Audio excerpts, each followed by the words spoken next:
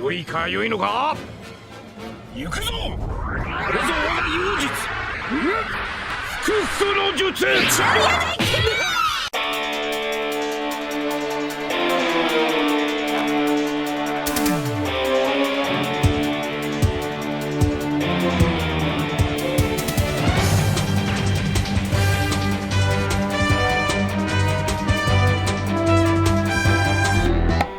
Hello everyone, Skippy here, and welcome to One Piece episode 912, directed by Masahiro Hosoda from Akitaro Daichi's Storyboard, and supervised by Masayuki Takagi.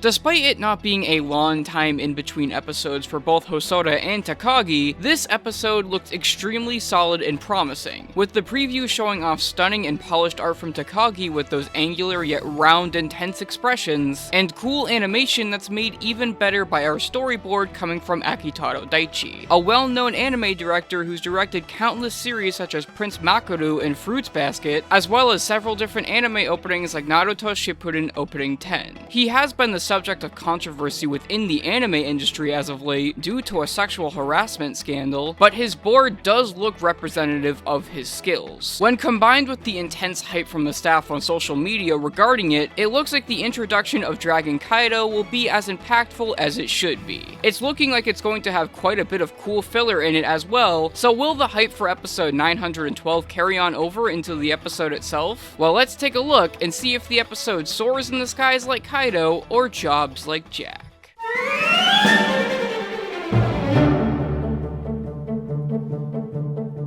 This episode covers the remainder of chapter 921 and the start of chapter 922, and despite dealing with a super small page count, the staff on board made it work by making clever usage of filler. Almost the entire first half is comprised of strictly filler content, with Usopp making the rounds in the capital and meeting with Frankie and Robin, as well as Luffy and Nagain discussing Ashura Doji, and there was also a few filler scenes in the second half dealing with Kaido and his transformation and Doji himself. All these additions to the episode were, in my eyes, really cleverly done, and made it feel like a full and cohesive experience rather than just a simple few pages of a chapter. Aside from me just loving the Straw Hats having slice of life scenes, I really enjoyed Doji's character being fleshed out more than he was in the manga by using his inner thoughts about Odin and his own path after his death to humanize him more, which in turn also makes Jack feel less like a jobber as well. I know that some may feel like showing Kaido's transformation into his dragon form was a bit unnecessary and ruins the surprise appearance of it that was present in the original chapter, but I still feel like it's a pretty impactful scene all the same, and seeing him transform only helps build to the reveal of that. Despite the fact that I didn't particularly care for how Ashura's first attack on Jack was adapted, with it somehow losing that scale that was present in the manga, I was still satisfied with the adaptation this week overall.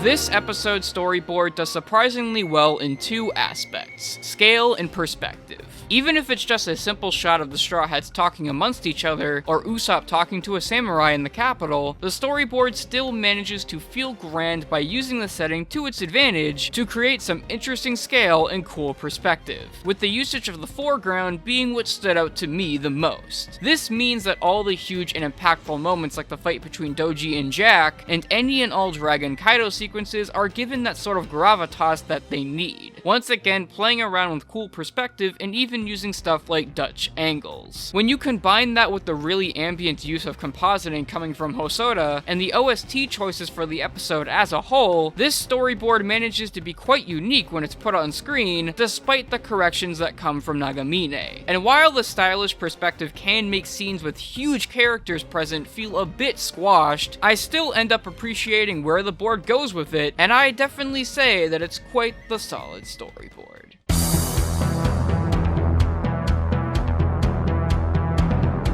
Now, while there may not have been as many animation highlights as I was expecting, Chu Youngsa still delivers quite the interesting cut in form of Kaido's transformation scene. Despite Kaido's dragon form being notoriously hard to animate according to Chu, he still manages to animate one smooth and powerful transformation that's full of his usual smooth yet snappy timing that makes it all work. with Takagi's beautiful corrections going a long way to not only make the dragon itself look polished, but to also make the entire episode look the same way as well, with those wide and crazy expressions being everywhere they could be, which helps what is such an impactful turning point episode look as visually pleasing as it should be, which certainly helps out the weaker sections of the episode in terms of animation. While I will say that I was expecting a bit more from 912 based off the preview and all, I was still quite satisfied with this episode, since it still hit the nail on the head in basically every respect, and didn't feel like it missed the mark with such a big reveal. Heading into next week, we should be getting an even better episode though, considering not only the content, but also considering that it's Eisaku Inoue's first solo supervised episode since all the way back in Fishman Island, with his art looking as blobby and Matsuda-like as expected given his output on 897. While he is working with a rather middling director in form of Yusuke Suzuki, the direction and storyboard that's shown off in the preview gives me hope that they won't drop the ball on what launches us into the best section of this part of Wano. Anyways guys, that's it for now. I'm Skippy, and I'm looking forward to the inevitable 10-hour loop of Jack slashes in the near future.